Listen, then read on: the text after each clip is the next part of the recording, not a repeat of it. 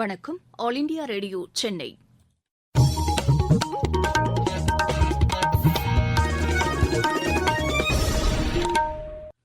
மாநிலச் செய்திகள் வாசிப்பவர் வடிவழகி கபிலன். தலைப்புச் செய்திகள்: பிரதமர் திரு நரேந்திர மோடி மக்களிடையே மனம் திறந்து பேசும் மன் கி பாத் நிகழ்ச்சி அகில இந்திய வானொலியில் இன்று காலை 11 மணிக்கு ஒலிபரப்பாகிறது. சிபிஎஸ்இ பொதுத் தேர்வு நடைபெறும் தேதி இம்மாதம் 31ஆம் தேதி அறிவிக்கப்படும் என மத்திய கல்வித்துறை அமைச்சர் திரு ரமேஷ் பொக்ரியால் நிஷாங்க் தெரிவித்துள்ளார். இங்கிலாந்தில் உருமாற்றம் அடைந்துள்ள கொரோனா தொற்று இந்தியாவில் பரவுவதை தடுப்பதற்கான நடவடிக்கைகள் குறித்து கோவிட் தடுப்புக்கான தேசிய பணிக்குழு ஆலோசனை நடத்தியுள்ளது.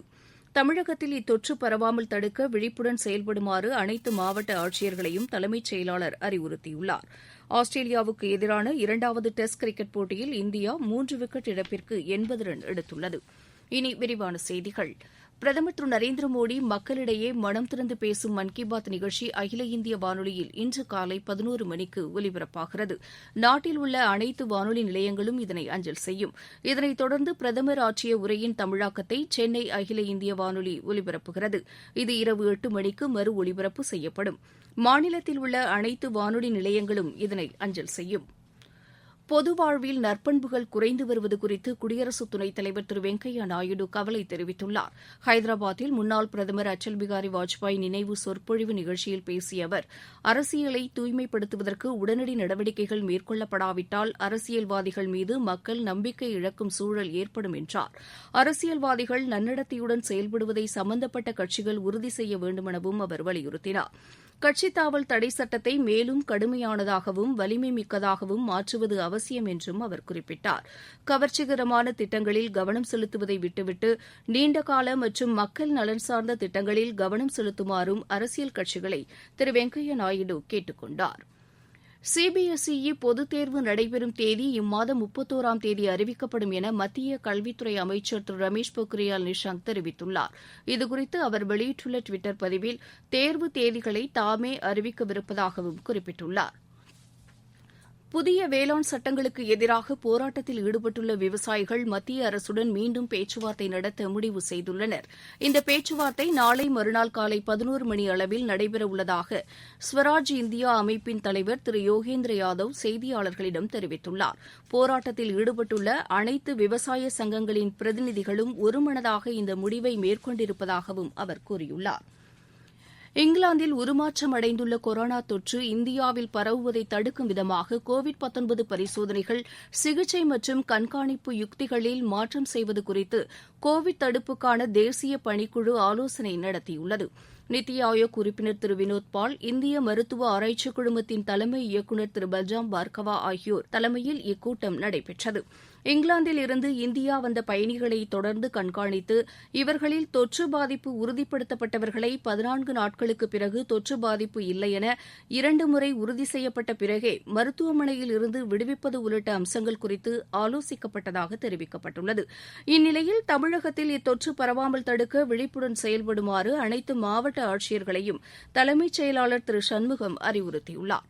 இதுகுறித்து நேற்று அனைத்து மாவட்ட ஆட்சியர்களுடன் ஆலோசனை நடத்திய அவர், தமிழகத்தில் இத்தொற்று நுழைந்து விடாமல் கண்காணிப்பது மிக மிக அவசியம் என்றார். எந்த வகையிலும் தொற்று நுழைந்துவிடாதபடி பரிசோதனைகளை தீவிரப்படுத்துவதுடன் உயிரிழப்பு இல்லாத நிலையை ஏற்படுத்த வேண்டும் எனவும் தலைமைச் செயலாளர் கேட்டுக் கொண்டுள்ளார். கோவை மாவட்டத்தில் மேற்கொள்ளப்பட்டு வரும் அத்திக்கடவு அவினாசி கூட்டு குடிநீர் திட்டத்தில் விடுபட்ட பகுதிகளை சேர்க்க நடவடிக்கை எடுக்கப்படும் என உள்ளாட்சித்துறை அமைச்சர் திரு எஸ் பி வேலுமணி தெரிவித்துள்ளார். கோவை நரசிம்மநாயக்கன் பாளையத்தில் அம்மா மினி கிளினிக்கை திறந்து வைத்து பேசிய அவர், இதற்கான அரசாணை 1 வாரத்திற்குள் வெளியிடப்படும் என்றார். சென்னைக்கு பிறகு கோவையில்தான் அதிக அளவிலான பாலங்கள் கட்டப்பட்டு வருவதாகவும் இதன் மூலம் விபத்துக்கள் குறையும் என்றும் அவர் தெரிவித்தார். தமிழகத்தில் மக்களின் தேவைகளை அறிந்து அவர்களுக்கான நலத்திட்டங்களை மாநில அரசு செயல்படுத்தி வருவதாக மின்துறை அமைச்சர் திரு தங்கமணி கூறியுள்ளார். நாமக்கல் மாவட்டம் சேந்தமங்கலம் தொகுதியில் பல்வேறு அரசு திட்டப்பணிகளை தொடங்கி வைத்து புதிய திட்டங்களுக்கு அடிக்கல் நாட்டி பேசிய அவர், கோவிட் தொற்று காரணமாக பாதிக்கப்பட்ட மக்களுக்கு உதவும் வகையிலேயே பொங்கல் பரிசுத் தொகை உயர்த்தி வழங்கப்படுவதாக கூறினார். அம்மா மினி கிளினிக்குகள் கிராமப்புற மக்களுக்கு பேருதவியாக அமையும் என்றும் அவர் தெரிவித்தார். நீங்கள் கேட்டுக்கொண்டிருப்பது ஆல் இண்டியா ரேடியோவின் மாநில செய்தி அறிக்கை. கோவிட்-19ற்கு எதிரான போரில் நமக்கான 3 கவசங்கள். முகக்கவசம் அணிவோம், தனிநபர் இடைவெளியை கடைபிடிப்போம், கை மற்றும் முக சுத்தம் பராமரிப்போம். நீர் மேலாண்மை திட்டத்தை சிறப்பாக செயல்படுத்துவதில் தமிழகம் முன்னோடியாக திகழ்கிறது என செய்தித்துறை அமைச்சர் திரு கடம்பூர் ராஜு கூறியுள்ளார். தூத்துக்குடி மாவட்டம் இனாம் மணியாச்சி ஊராட்சியில் ஜல்ஜீவன் இயக்கத்தின் கீழ் 316 குடியிருப்புகளுக்கு குடிநீர் வழங்கும் திட்டத்தை தொடங்கி வைத்து பேசிய அவர், தமிழகத்தில் உள்ள 12,053 ஊராட்சிகளிலும் ஜல்ஜீவன் திட்டம் செயல்படுத்தப்பட்டு வருகிறது என்றார். கோவில்பட்டி பகுதியில் புதிதாக செவிலியர் பயிற்சிப் பள்ளி தொடங்கப்படவிருப்பதாகவும் அவர் தெரிவித்தார். மக்களை பற்றி சிந்திக்கக்கூடிய அரசாகவும் மக்களுக்கான நல்ல திட்டங்களை செயல்படுத்தும் அரசாகவும் அஇஅதிமுக அரசு திகழ்கிறது என ஊரக தொழில்துறை அமைச்சர் திரு பெஞ்சமின் தெரிவித்துள்ளார். திருவள்ளூர் மாவட்டம் கடம்பத்தூர் ஒன்றியத்தில் நடைபெற்ற அரசு நிகழ்ச்சியில் பேசிய அவர், திருவள்ளூர், காஞ்சிபுரம், செங்கற்பட்டு மாவட்ட விவசாயிகளுக்கு உதவும் வகையில் ஏராளமான தடுப்பணைகள் கட்டப்பட்டு மழைநீர் சேமிக்கப்படுவதாக கூறினார். புதிதாக மேற்கொள்ளப்பட்டு வரும் தடுப்பணை கட்டுமான பணிகள் விரைவில் முடிவடையும் என்றும் அவர் குறிப்பிட்டார். பெரம்பலூர் மாவட்டம் வேப்பூர் ஒன்றியத்துக்கு உட்பட்ட அத்தியூரில் வெள்ளாற்றின் குறுக்கே கட்டப்பட்டுள்ள தடுப்பணையை சட்டத்துறை அமைச்சர் திரு சி வி சண்முகம் நேரில் பார்வையிட்டு ஆய்வு செய்தார். பின்னர் செய்தியாளர்களிடம் பேசிய அமைச்சர், 22 கோடியே 50 லட்சம் ரூபாய் செலவில் கட்டப்பட்டுள்ள இந்த தடுப்பணை மூலம் அத்தியூர், கீழச்செருவாய் உள்ளிட்ட 20க்கும் மேற்பட்ட கிராமங்களில் நிலத்தடி நீர்மட்டம் அதிகரிக்கும் என்றார்.